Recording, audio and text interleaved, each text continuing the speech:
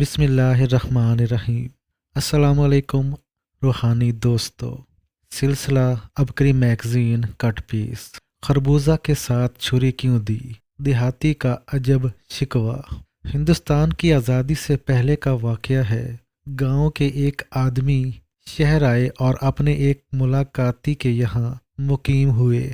ان کی ضیافت کے لیے گھر کے اندر سے خربوزہ بھیجا گیا۔ ایک بڑی پلیٹ میں خربوزے کے ساتھ چھری رکھی ہوئی تھی۔ انہوں نے جب اس کو دیکھا تو سخت حیران ہوئے۔ انہوں نے کہا، میری سمجھ میں نہیں آتا کہ خربوزہ اور چھری کا کیا جوڑ ہے۔ حتیٰ کہ انہوں نے خربوزہ کھائے بغیر اسے لوٹا دیا۔ بعد میں ایک شخص نے پوچھا تو انہوں نے بتایا کہ ہم تو یہ جانتے ہیں کہ خربوزہ کھانے کا طریقہ یہ ہے کہ دونوں ہاتھ سے دبا کر اس کو توڑا اور کھا گئے۔ پھر یہ چھری کس لیے؟ میں تو اسے ٹونا ٹوٹکا سمجھا، اس لیے میں نے اسے نہیں کھایا۔ اسی قسم کا ایک اور واقعہ مذکورہ شخص کے ساتھ رات کو پیش آیا۔ رات کو جب ان کے سونے کے لیے بستر بچھایا گیا تو ان کے بستر پر ایک تکیہ بھی تھا۔ وہ رات بھر تکیہ کو دیکھتے رہے اور سو نہ سکے۔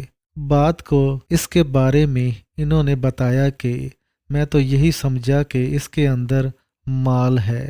میری سمجھ میں نہیں آتا تھا کہ میں اس گٹھڑی کی رکھوالی کروں یا سوؤں۔ اکثر ایسا ہوتا ہے کہ ایک آدمی کو دوسرے کے بارے میں شکایت پیدا ہوتی ہے، حتیٰ کہ وہ اس کے خلاف سخت برہم ہو جاتا ہے۔ اپنے طور پر وہ یہ سمجھتا ہے کہ اس کی شکایت اور برہمی بالکل بجا ہے، حالانکہ اس کی وجہ صرف اس کا ناقص علم ہوتا ہے۔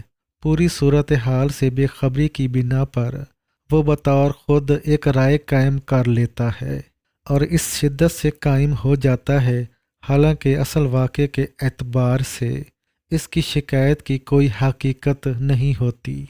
اس برائی سے بچنے کی ترکیب قرآن میں یہ بتائی گئی ہے کہ جب بھی کوئی بات سنو تو اس کی تحقیق کر لو۔